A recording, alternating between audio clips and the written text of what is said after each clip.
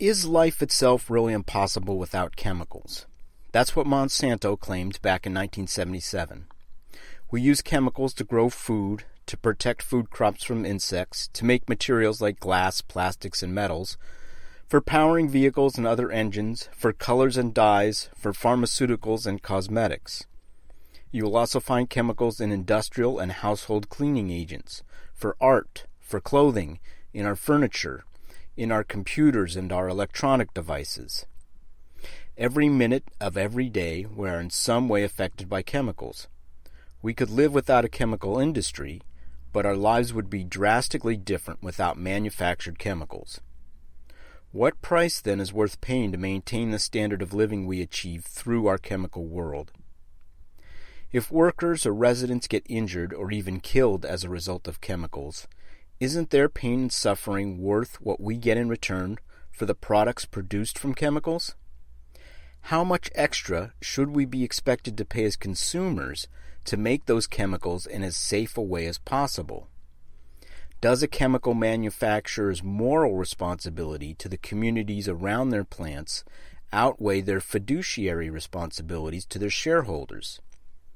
If a chemical plant in a very poor part of the world is losing money, does the owner of that plant still bear responsibility to maintain the highest safety standards recommended despite the cost? What do you do when safe becomes too expensive to afford?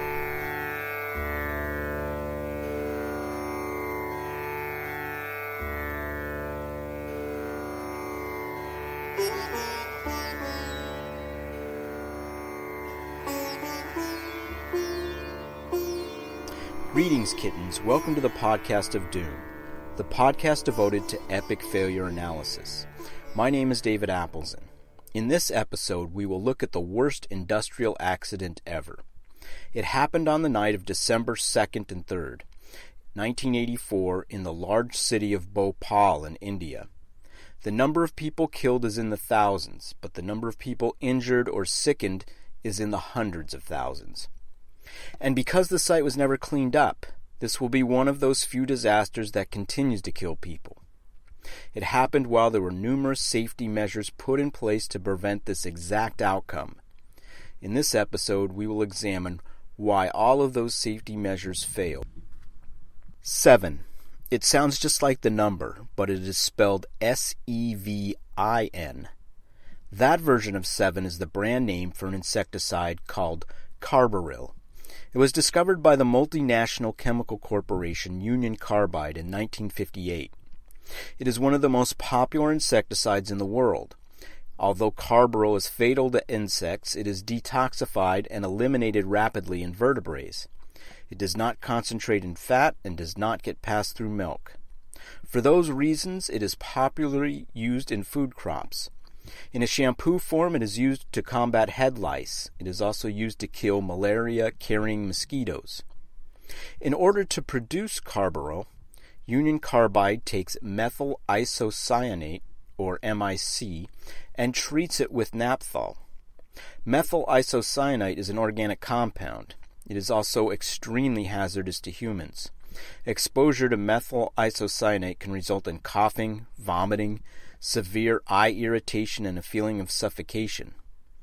Prolonged exposure can lead to pulmonary edema, where the tissue in the lungs breaks down, causing the victim to drown in their own fluids. One other interesting and very dangerous characteristic of methyl isocyanate is how easy it is to exothermically polymerize. Don't have a PhD in chemistry? Neither do I. What that basically means is, if MIC comes into contact with water, it will begin a chemical process that causes the solution to heat. As the solution heats, it increases the rate of the chemical reaction, leading to even greater heat. That self-feeding cycle continues until there is an explosion. It is the same process behind the atomic bomb and nuclear energy. Our study in this episode examines a case where this highly toxic compound underwent a runaway reaction that killed thousands, if not tens of thousands of people. Bhopal is the capital of the Indian state of Madhya Pradesh. It has a current population of 1.5 million people and is pretty much smack dab in the middle of India. It is an old city that may have been founded as early as 1000 AD. It is located on the Malwa Plateau and is surrounded by numerous hills. Bhopal has a humid, subtropical climate with cool, dry winters, hot summers, and a monsoon season. It is a densely populated city with a great number of industrial-related jobs. It also contains a number of poor, tightly packed ghettos and shanty towns closely situated to the chemical plant. Starting in the 1970s, the Indian government actively encouraged foreign companies to invest in their industrial economy. Union Carbide was asked to build a plant for the manufacture of 7, which at the time was a very popular pesticide used throughout Asia. For Union Carbide, it was a sweet deal.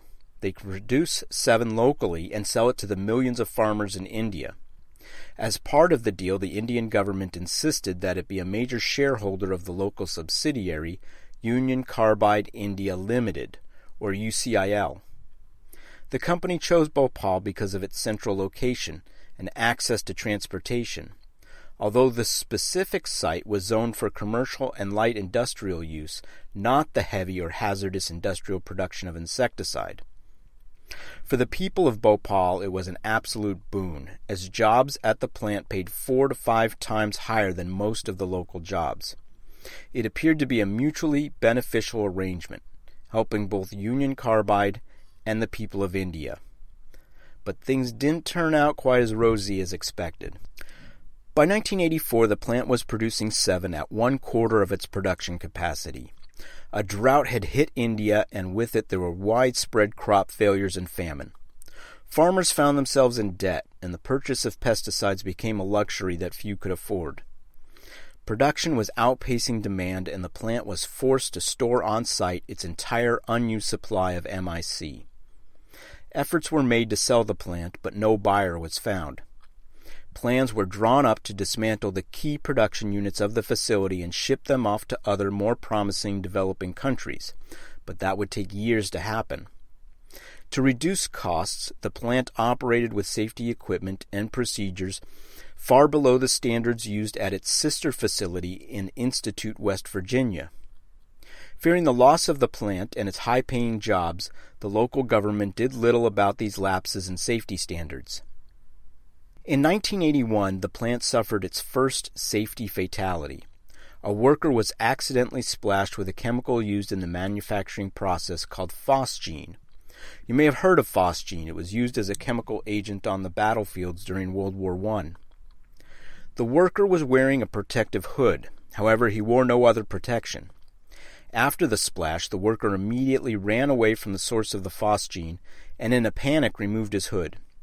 He inhaled fumes from the liquid that had contacted his pants and died within 72 hours.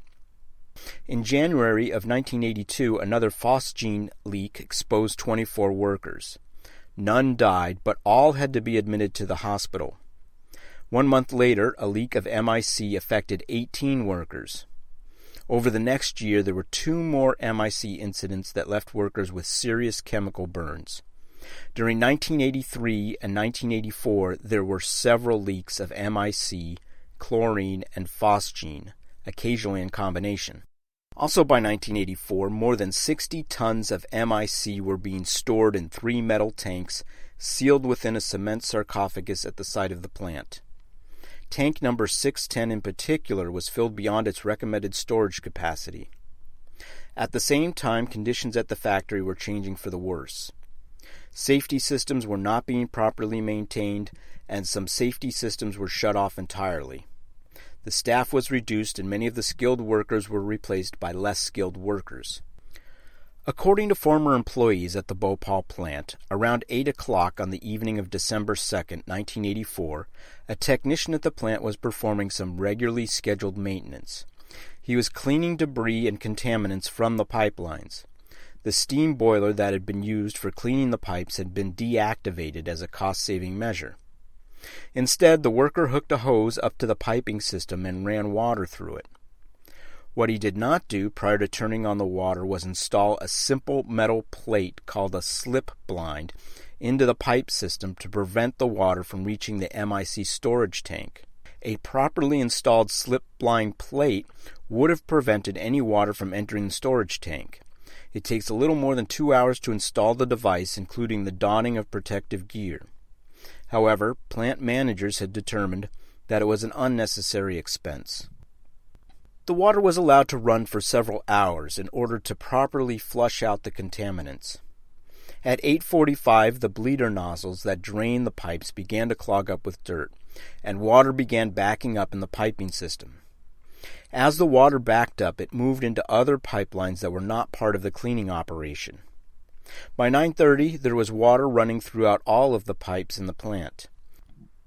At the same time, gauges in the control room were reading zero pressure in the MIC tanks. For a number of months, the gauges had been giving this reading. Workers at the plant thought the gauges were broken. As it turned out, the gauges were not broken. There was actually a valve leak in the system that was causing the pressure to drop. And if gas was able to vent out of the valve, that meant that water could get in. It was about this time that water began to enter MIC storage tank number 610. MIC is a highly reactive chemical, and water is one of the solutions that will cause it to react. When water enters a vessel containing MIC, it sinks to the bottom because it is denser than the MIC, and it forms a separate layer from the chemical. Where the two liquids meet, a chemical reaction takes place that generates bubbles and creates heat. As the temperature in the vessel rises from this heat, it increases the rate of the reaction, generating more heat. This reinforcing cycle continues as the interior of the vessel gets hotter and hotter. Such a condition is called an exothermic reaction or a runaway reaction, and normally will only end when the solution explodes. The recommended safe temperature for storage of MIC is 39 degrees Fahrenheit. But according to readings inside the tank, the temperature had exceeded 390 degrees Fahrenheit, and the needle that only a few hours ago had been reading 0 was now redlining. The exothermic reaction could have been prevented if the plant's refrigeration system was operating. The system was designed to prevent such a reaction. When the refrigeration system is turned on, it will automatically trigger the system to force cooled air into the tank. That would bring down the temperature of the solution and stop the runaway reaction. However, as another cost-saving measure, the refrigeration system was turned off, and once the reaction had reached a certain point, there was nothing that could be done at the plant to stop it. The next safety device put in place was the vent gas scrubber. The vent gas scrubber is designed to neutralize the toxins in the gas before they are released into the atmosphere by dousing the gas with a caustic substance. Although a vent gas scrubber won't prevent a leak, it will greatly neutralize the toxicity of the gas. That night, the vent gas scrubber was switched off for maintenance. At midnight, there was a change in shift crews. The plant operator noticed that the pressure gauge dial for MIC tank 610 was topping out. He went out to the bunker where the tanks were buried to investigate. He heard a massive rumbling sound from within the bunker, and he saw the cement sarcophagus surrounding the tanks begin to crack. The plant operator ran back to the control room. A few minutes later, a pressure valve blew. The toxic gas entered the main pipelines, ran through the inoperative vent gas scrubber, and escaped through the plant's exhaust stack. A southeast wind carried the gas over and away from the facility and blew it toward the city of Bhopal. At this point, 2 more safety devices could have been deployed. The first is a series of flare towers designed to burn off the gas as it escapes. The second device is a deluge gun, a massive water cannon that would have been used to neutralize the cloud of gas. In a sealed environment like a tank, the last thing you would want to do to MIC is introduce water. But out in the open, where pressure isn't a factor, water can act as a neutralizer. However, the flare towers were turned off that night for maintenance. The deluge gun was operational, but when put into use, it failed to reach the height of the gas cloud. For the next 45 to 60 minutes, more than 30 tons of highly toxic methyl isocyanate was released into the atmosphere.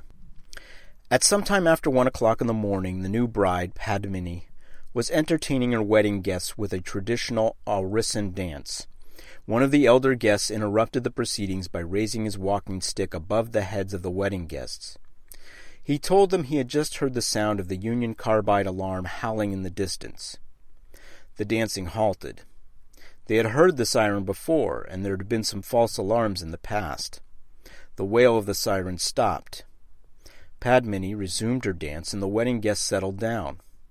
But why did the alarm stop?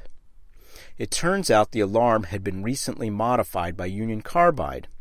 After 10 minutes, the loud, piercing sound that could be heard in Bhopal would end, and a quieter alarm that could only be heard at the plant would go on. They did this for 2 reasons.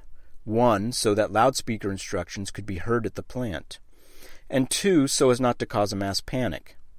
But they were about to get a mass panic anyway. As part of the wedding banquet, the bride's father had ordered a ceremonial procession of a painted bull and 5 cows. But when the animals entered the area, something did not look right. They were staggering as though they were drunk, and they were coughing up a yellow froth. Their pupils had swollen up like balloons, and tears were streaming out of their eyes. After a few more unsteady steps, the animals collapsed to the ground. The gas had arrived in Bhopal. MIC is heavier than air, which means it will sink toward the ground but still move along carried by the winds. It must have appeared like a heavy tule fog. The cloud bank that crept into Bhopal that morning would have been thick and smelling of boiled cabbage, freshly mowed hay, and ammonia, owing to the phosgene and monomethylamine that was also in the MIC cloud. The cloud would move in fits and starts, forming eddies and gaps, but it would remain low to the earth where it would do its most severe damage to people whose lungs were nearest the ground. As soon as the gas hit, victims were immediately overcome by choking, burning eyes, muscle spasms, extreme thirst, and feelings of suffocation. Others vomited uncontrollably or went into massive convulsions. There were cries of "Basho, Basho, get out of here." Everyone everywhere was coughing. People fled in a panic out of their homes and into the streets. They ran to find pockets of breathable air. So many people were in the streets trying to outrun the gas that a great number were trampled in the stampede. In the tumult, children's hands were wrenched from the grasp of their parents, and many families were split apart. Men loaded their wives, children, and parents onto carts only to stumble, fall, and die, overcome by the toxic fumes. The gas caused blindness and choking. Bhopal residents screamed and lunged out for their family members until the gas constricted their throats and they could cry out no more. A survivor of the leak, Champa Devi Shukla, describes what it was like that morning. "It felt like somebody had filled our bodies up with red chilies. Our eyes had tears coming out. Noses were watering. We had froth in our mouths. The coughing was so bad that people were writhing in pain. Some people just got up and ran in whatever they were wearing, or even if they were wearing nothing at all. Somebody was running this way and somebody was running that way. Some people were just running in their underclothes. People were only concerned as to how they would save their lives, so they just ran. Those who fell were not picked up by anybody, they just kept falling, and were trampled on by other people. People climbed and scrambled over each other to save their lives. Even cows were running and trying to save their lives and crushing people as they ran." Aziza Sultan also remembered what happened. "At about 12:30 a.m., I woke to the sound of my baby coughing badly. In the half-light, I saw that the room was filled with a white cloud. I heard a lot of people shouting. They were shouting, 'Run! Run!' Then I started coughing, with each breath seeming as if I was breathing in fire. My eyes were burning." Another survivor described it this way: "The poison cloud was so dense and searing that people were reduced to near blindness. As they gasped for breath, its effects grew ever more suffocating. The gases burned the tissues of their eyes and lungs and attacked their nervous systems. People lost control of their bodies. Urine and feces ran down their legs. Women lost their unborn children as they ran, their wombs spontaneously opening in bloody abortion." The natural impulse was to run, to drop whatever one was doing and run as fast as possible, to find that stretch of clean, breathable air, and to find an end to the insufferable burning and choking. As it turned out, running was the worst thing to do. Most of those who survived the worst of the gas leak lived because they stayed indoors. Running only made things worse as victims breathed in deeply and rapidly, taking in more of the toxic chemicals. The lucky few who were able to get into vehicles or trains had a better chance of living than those who were forced to flee on foot. Those who stayed indoors were more protected from the fumes, and those who had the opportunity to move to higher floors stood an even better chance as the gas clung to the ground. There were stories of wealthy families who let the poor into their houses to seek refuge from the choking gas. Union Carbide officials knew that the best action to take in the event of a chemical leak was to stay indoors. Seal up as many gaps in the windows and doors as possible, and place a wet cloth around your face. But they never mentioned these details to the civic leaders of Bhopal. In fact, Union Carbide never drew up an emergency plan for the residents of Bhopal in case of a leak. Hardly anyone in Bhopal knew what to do if gas escaped from the plant and into the city. Within hours of the leak, the healthcare system was overloaded. The city was not prepared for a disaster of such scope and magnitude. It would be weeks before the state government was able to establish a number of hospitals, clinics, and mobile units in the gas-affected area to treat the victims. Medical staff were unprepared for the hundreds of thousands of casualties. Doctors and hospitals were not educated or experienced in the proper treatment methods for MIC gas inhalation, and they were directed by Union Carbide to give cough medicine and eye drops to the patients, a worthless remedy and a waste of precious time. Thousands of people had succumbed by the morning hours. There were mass funerals and mass cremations. Bodies were dumped into the Narmada River less than 100 kilometers from Bhopal. 170,000 people were treated at hospitals and temporary dispensaries. Thousands of buffalo, goats, and other animal carcasses were collected and buried. Within a few days, leaves on trees turned yellow and fell off.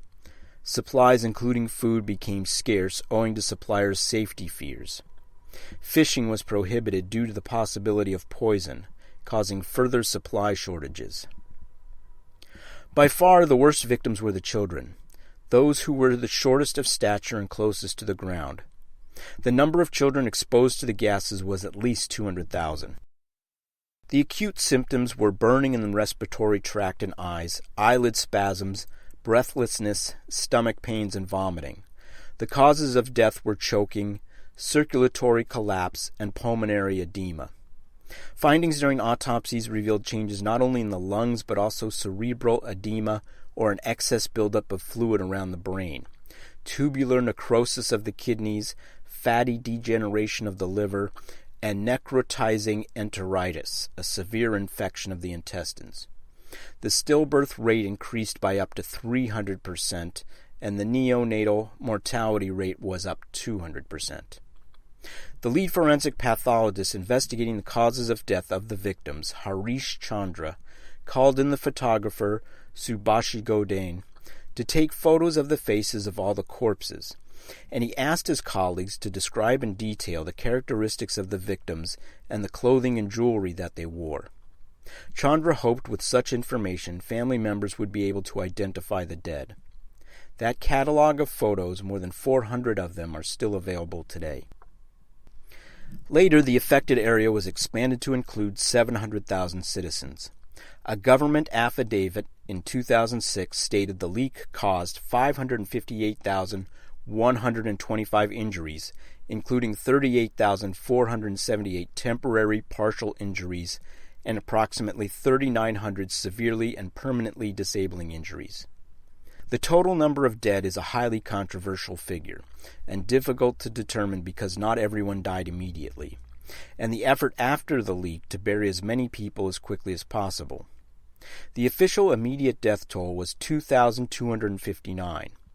The figure put out by the state government of Madhya Pradesh was 3,787. Other sources claim 8,000 within the first week and 8,000 after that. Warren Anderson, then CEO of Union Carbide, learned about the disaster right away. News of the event had spread around the globe. Initially, Anderson transacted with the press only through his staff spokespeople, but he eventually determined that the right thing to do was to visit the site of the disaster himself. On Friday, December 7th, he landed in Bhopal, where he was met on the tarmac by a small group of local policemen.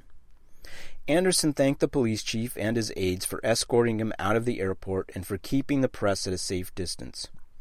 When they arrived at Union Carbide's company guest house, he was startled to find even more policemen. But they were even more surprised when a local magistrate announced that Anderson and 2 of his Indian executives were being arrested and charged with culpable homicide causing death by negligence, making the atmosphere noxious to health, negligent conduct with respect to poisonous substances, and mischief in the killing of livestock. News of Anderson's arrest caused a worldwide sensation. It was the first time that a developing country had dared to imprison one of the West's most powerful industrial leaders. But India's head of foreign affairs took swift action. He did not want to see his country ostracized by foreign investors. The local Union Carbide office posted Anderson's $2,500 in bail. The next day he was transported back to the airport, where he was greeted by thousands of angry protesters carrying placards that read, "Death to the Killer Anderson." That evening he returned to the United States. In 1987, the Indian government charged Anderson with homicide and summoned him to appear in an Indian court. In 1992, the government of India appealed to the government of the United States to extradite Anderson to India. In 2009, the chief magistrate of Bhopal issued a warrant for Anderson's arrest. The United States has steadfastly refused to extradite Warren Anderson, citing a lack of evidence. He is still alive and currently living in New York. In 1991, Union Carbide and the government of India reached a settlement out of court for $470 million to pay for the damages caused by the Bhopal gas leak, or about $850 per person injured. The night after the leak, Union Carbide closed the plant in Bhopal and all but abandoned it. They never cleaned up the chemicals in the plant, and it continues to be a source of lethal, toxic pollution. In 1999, Union Carbide was purchased by Dow Chemical Company. Since the first days of the incident, they claimed that their safety systems were in place and operative at the time of the accident. They insist that the accident was caused by employee sabotage and that the government of India is hiding and protecting the saboteur. If you are interested in hearing Union Carbide's side of the story, you can visit their site on the subject at bhopal.com. That's BHOPAL.com. In examining the story of the gas leak at the Union Carbide plant in Bhopal, India, one key word comes up over and over again: neglect. There was a culture of neglect at the Bhopal plant. Once the owners determined that their chemical processing plant would never generate a profit and only lose money, they turned their attention away from the proper maintenance of the plant. They laid off key and expertly trained staff and brought in lower-paid and less experienced workers. They failed to maintain key safety mechanisms and overlooked important precautions. They filled the MIC tanks far beyond the recommended capacities and stored the chemicals at a temperature that was much higher than the levels outlined in their own operating manuals. 3 months before the leak occurred, Bhopal's sister plant in Institute, West Virginia, warned senior management in an internal safety report about the dangers of a possible runaway reaction, should proper safety standards not be maintained. This information was never passed along to the plant operators in Bhopal. The culture of neglect started at the very top of the Union Carbide organization, worked its way down the chain of command, and eventually affected the plant workers in Bhopal. If you go to our website, thepodcastofdoom.com, you will see the picture for this episode is that of a small child's face poking out hauntingly from beneath the dirt. The ashen face in the black and white print appears to be that of a statue, but it isn't. That is a real child. She died in the Bhopal gas leak. Her father had buried her in a local graveyard the morning after the disaster. Unable to stand the thought of parting with her, he brushed the dirt away from her face for one last look. The photographer, Raghu Rai, was able to capture this amazing image, which really sums up the tragedy of what happened that night in the city of Bhopal. And now some responses to listener email. KN wrote to say that it is a common misconception that the crew of the KLM flight at Tenerife was young and inexperienced. They were in fact very experienced and even had more recorded flying time than the captain. In response, I agree with that statement. The KLM crew is very experienced. Both crews were actually very experienced. There were numerous causes that led to the plane crash. One that I was highlighting was not the inexperience of the crew, but the culture of deference to superiors regardless of other factors that may have contributed to that experienced crew not questioning their captain.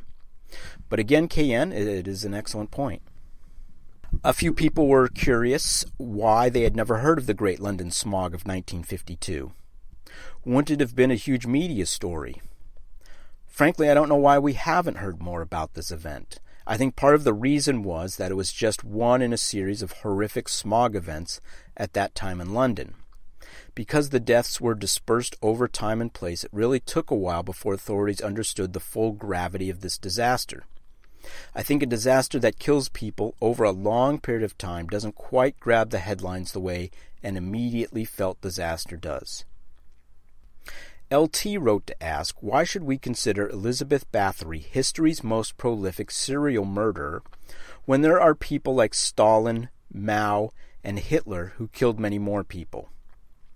That's a fair question, and I had to think about this sometime before doing the podcast. I would say the distinction with Bathory was that she was personally involved with each of the victims. She had assistants and accomplices, but she was present for the death of each of her victims. She killed or had people killed purely for her own personal satisfaction.